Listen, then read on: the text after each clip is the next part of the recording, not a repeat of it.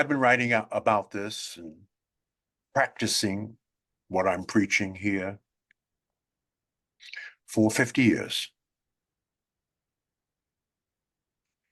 I have been studying and observing our people in this process, taking notes. There are mistakes that we are making. There's a separate talk that I give called the 7 biggest mistakes we make when networking that will ruin your reputation and destroy your business. I'm going to give you a 30,000-foot view of those 7 biggest mistakes. Now, I don't, now, Stephen and everybody, I just want to get grounded around time. So help me on, because I want to save some time for questions and audience participation.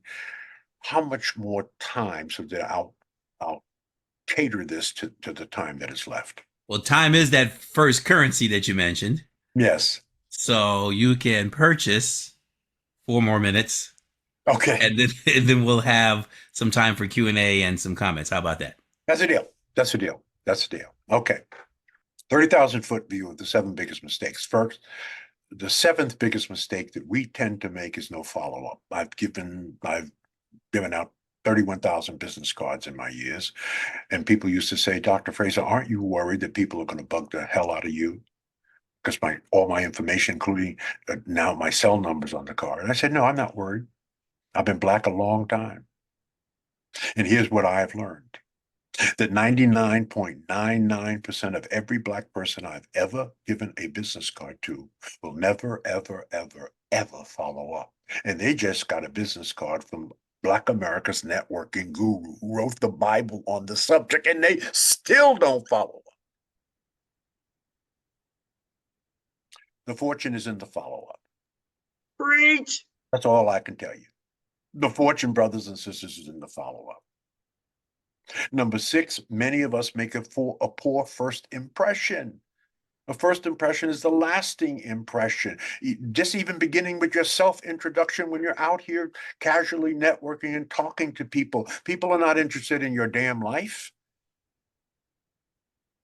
You got 15 to 20 seconds to grab their attention, to give them enough information about you to pique their interest so that they will want to know more information about you later, not right now. There's 300 people here.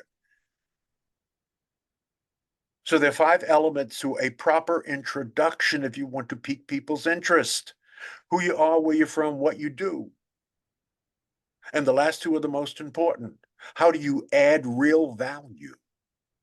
And if you add real value, quantify it and prove it to me.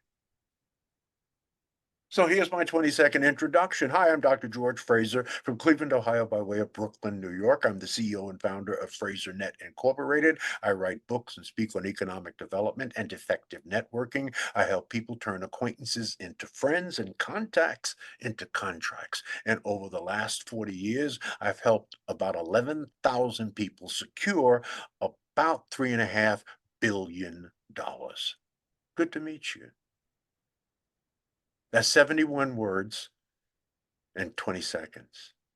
Now, if that does not pique their interest, we finish our conversation. I bless them and release it and move on. Oop, there it is.